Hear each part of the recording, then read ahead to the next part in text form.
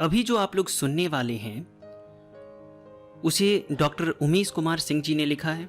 ये एक शोध पत्र है और इसमें हम जानेंगे संस्कृत भाषा में लिखी गई दुर्लभ वैज्ञानिक ग्रंथ के बारे में। बहुत सारे ग्रंथ हैं जो लुप्त हो चुके हैं और बहुत हमारे पास हैं भी।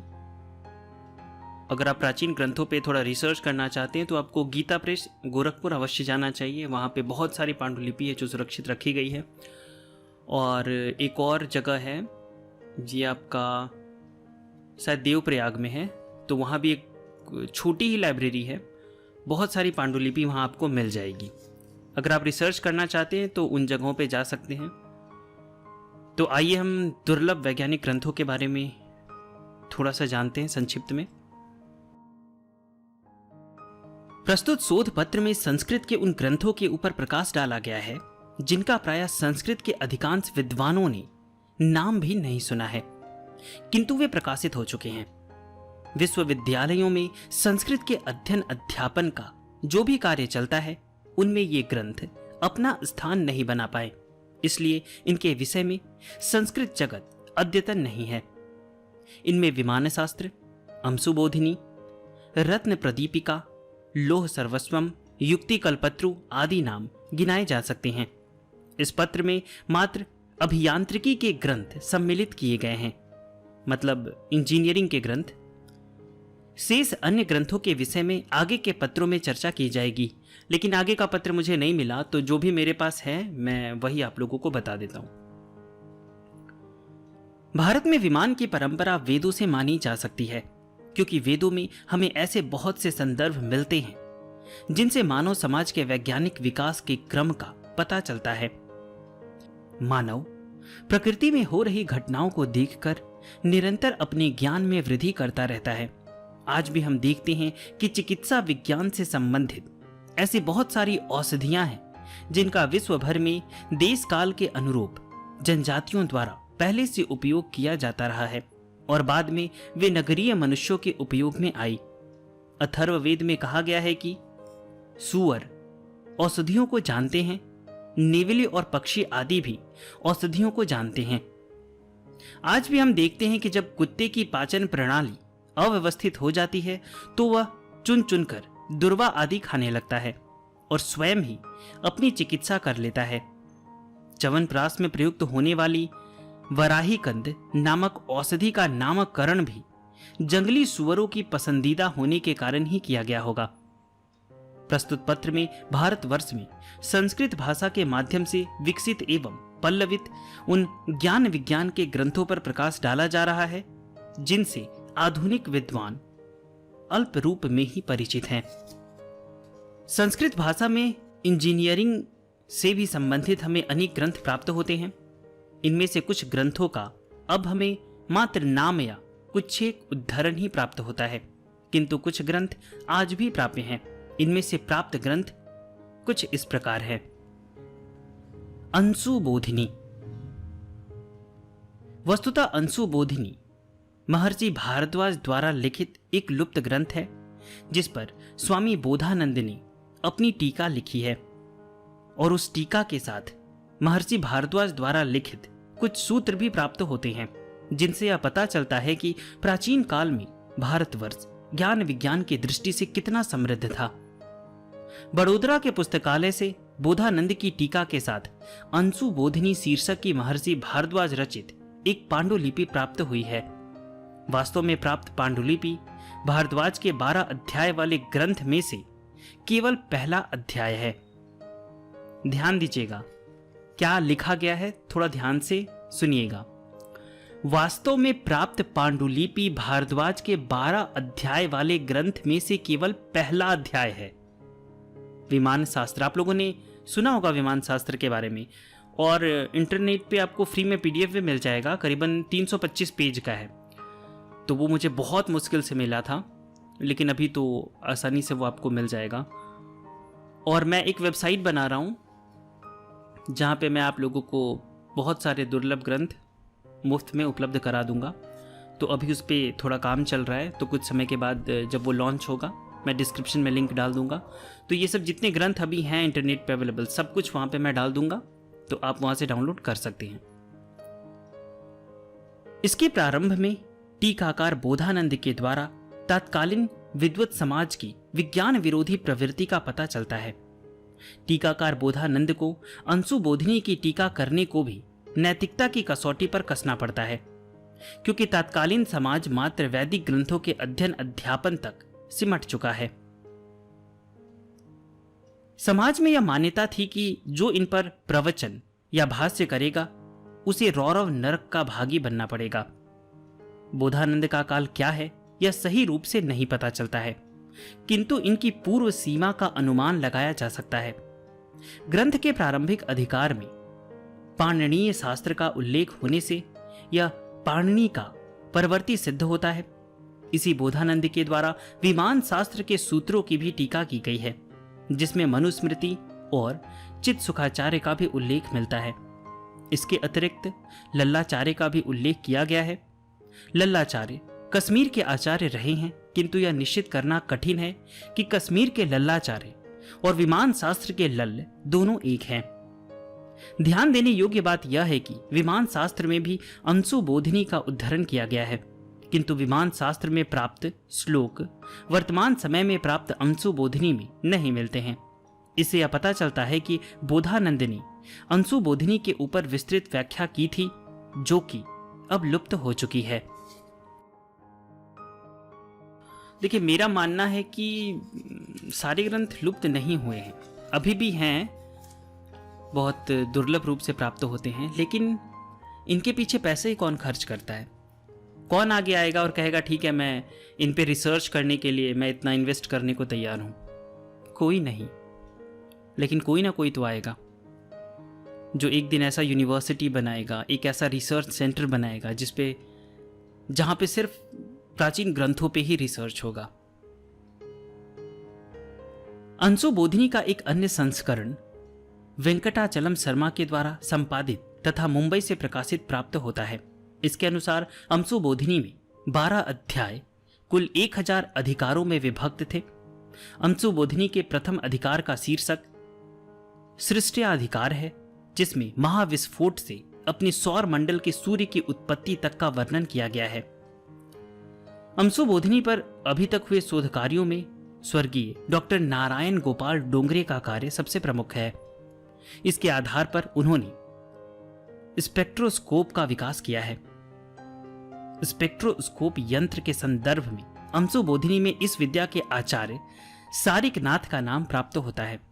इनके द्वारा विकसित यंत्रों में यह यंत्र, जो कि संभवतः उस समय प्रचलित 5 प्रकार के वर्णक्रम मापक यंत्रों में से एक है, जिसे तम व्यापक अर्थ में रेडिएशन के 3 ऑप्टिकल रीजन अर्थात ultraviolet, visible and infrared regions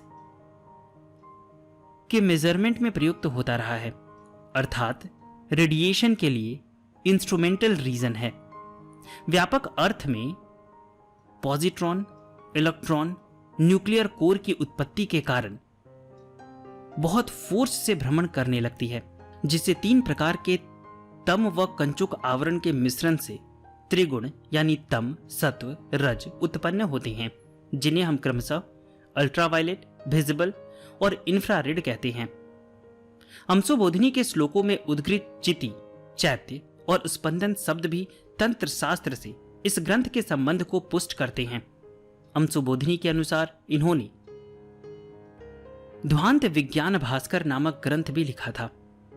इनका यह ध्वांत प्रमापक यंत्र 32 प्रकार के यंत्रांगों से मिलकर बनता है और यह व्यापक रूप से ध्वांत का विवेचन करने में समर्थ है।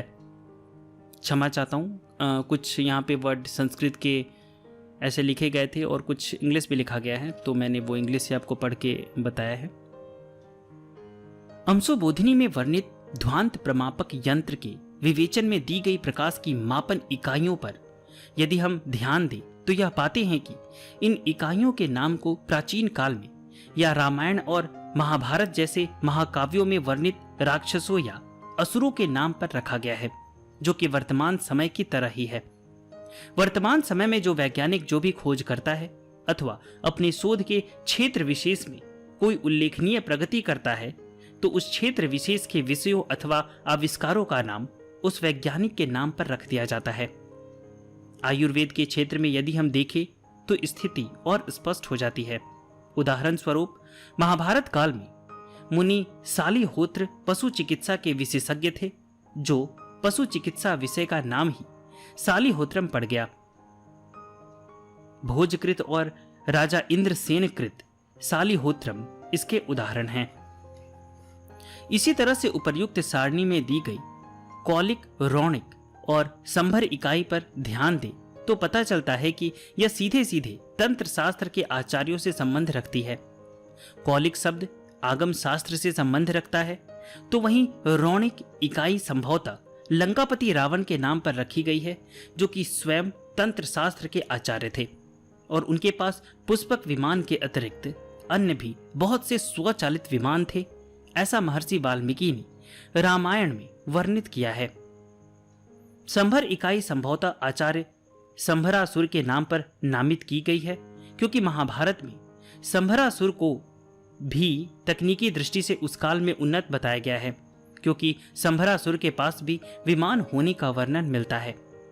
इस दृष्टि से रावण और संभरासुर उस काल के ऐसे वैज्ञानिक सिद्ध होते हैं जिन्होंने विज्ञान का मानव जाति के कल्याण के विरुद्ध प्रयोग किया और इस कारण से उनकी समस्त जाति विश्व में अपयश को प्राप्त हो गई।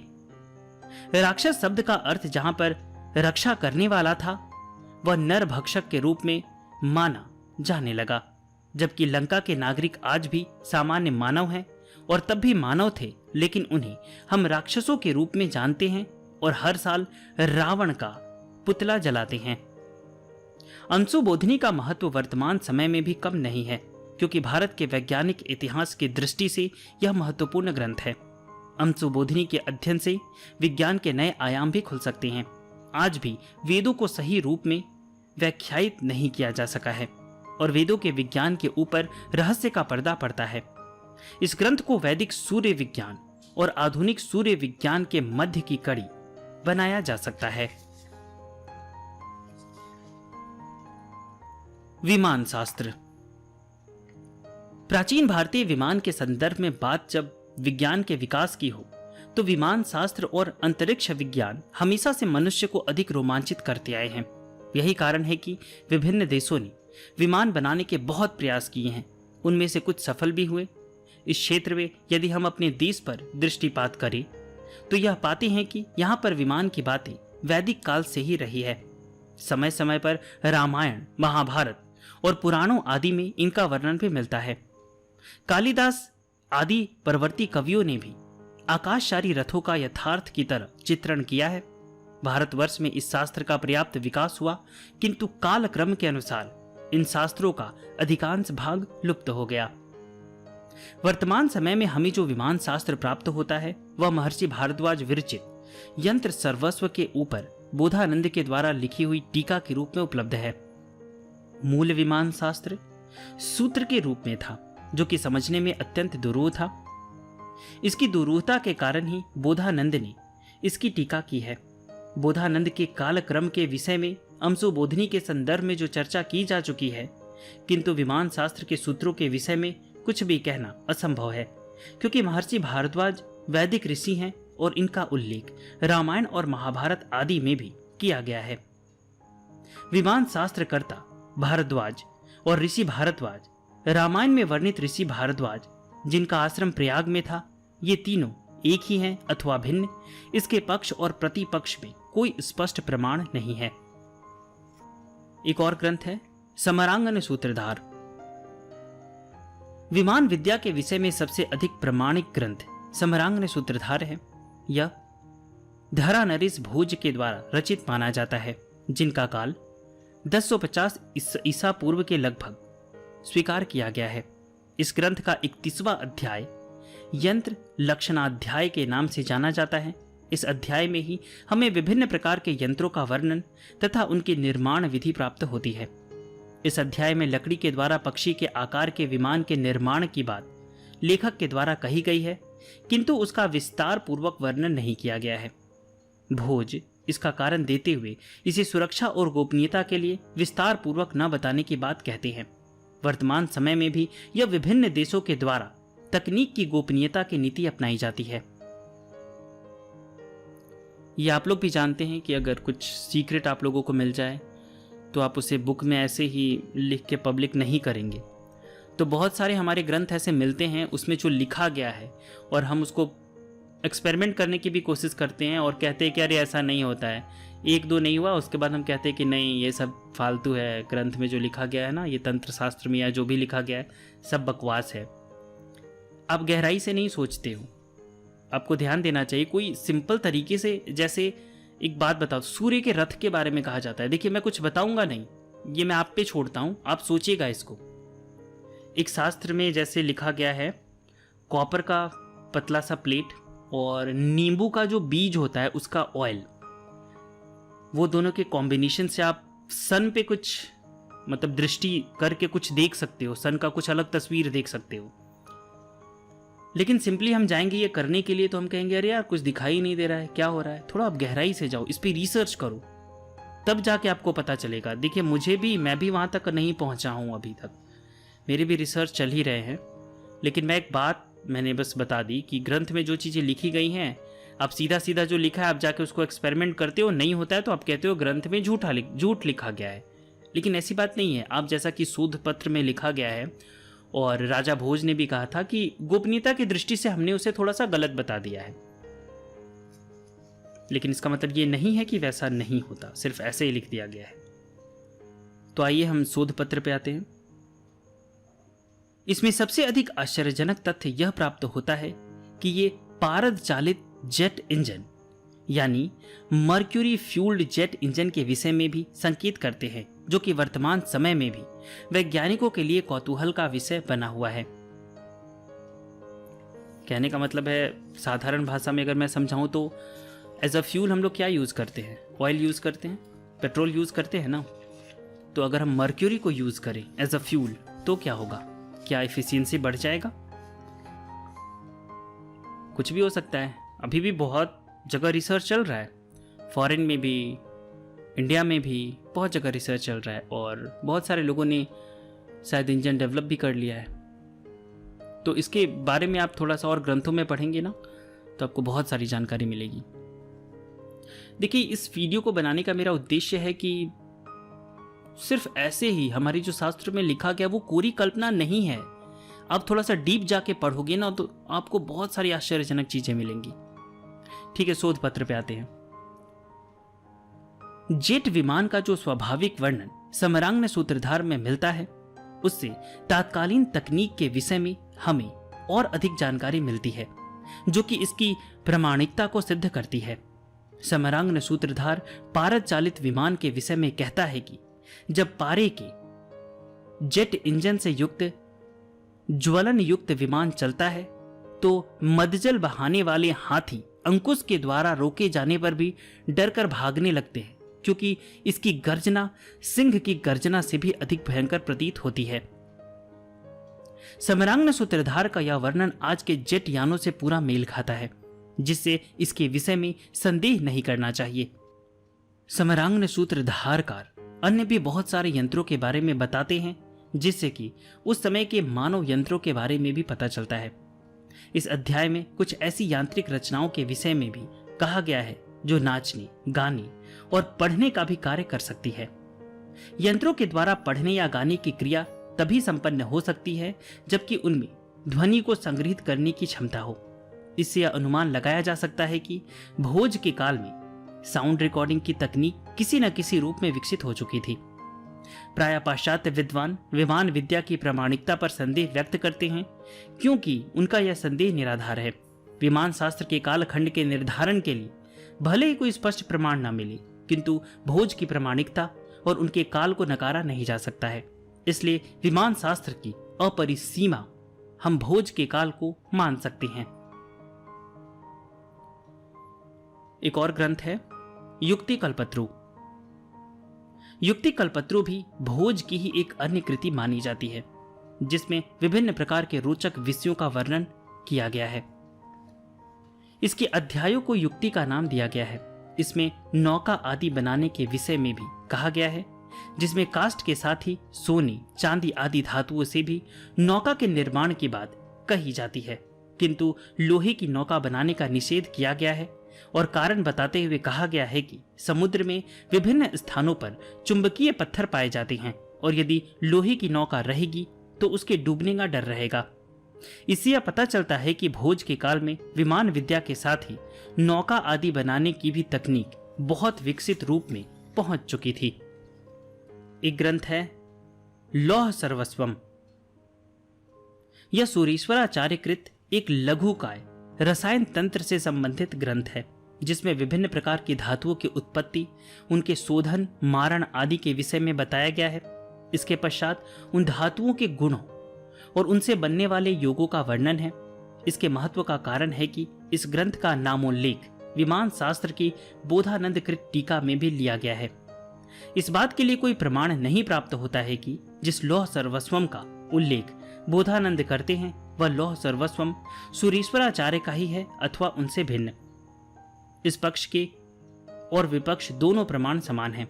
बोधानंद की टीका में धातुओं के विषय में त्रिनेत्र लोह का नाम लिया गया है, जो कि हमें सूरीश्वराचार्य के लौह सर्वस्वम में भी त्रिनेत्र लोह और त्र्यंबक लोह के नाम से प्राप्त होता है, किंतु इनका उपयोग चिकित्सा परक है।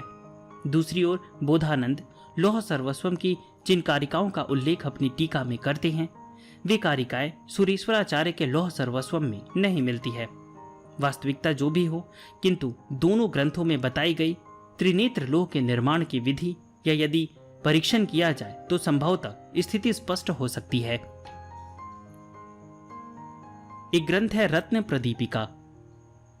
रत्न प्रदीपिका भी एक लघुकाय ग्रंथ है, जिसमें विभिन्न सूत्रों के ऊपर बोधानंद की टीका प्राप्त होती है। ये सूत्र महर्षि भारद्वाज कृत माने जाते हैं, जिसमें विभिन्न प्रकार के वज्र निर्माण की विधि बताई गई है। आयुर्वेदिक ग्रंथों में वज्र हीरे को कहते हैं, जिससे सहज ये अनुमान लगाया जा सकता है कि इसमें विभिन्न प्रकार के हीरे जैसे कठोर पदार्थों के निर्माण के विषय में बताया गया है। इसमें वज्रों के खनिज, कुलज, सिलज और कृतक नामक 4 भेद कहे गए हैं। इनमें से कृतक वज्र कृत्रिम रूप से बनाए गए वज्र को कहते हैं। इस कृत्रिक वज्र के निर्माण और उसके प्रकारों का यह ग्रंथ वर्णन करता है। तो जो मेरे पास शोध पत्र है उसमें बस इतना ही लिखा गया है। और भी बहुत सारे ग्रंथ हैं जिसके बारे में बहुत कम लोगों को ज्ञान है। तो आशा करता हूं कि ये वीडियो आप लोगों को बहुत अच्छा लगा होगा। तो अगर आप अभी स्टूडेंट हैं तो आप लोगों को इन पे भी थोड़ा ध्यान देना चाहिए, क्योंकि आप ही भविष्य हैं। इन ग्रंथों के बारे में थोड़ा अध्ययन कीजिए जब भी आपको समय मिले, और थोड़ा डीप अध्ययन कीजिए।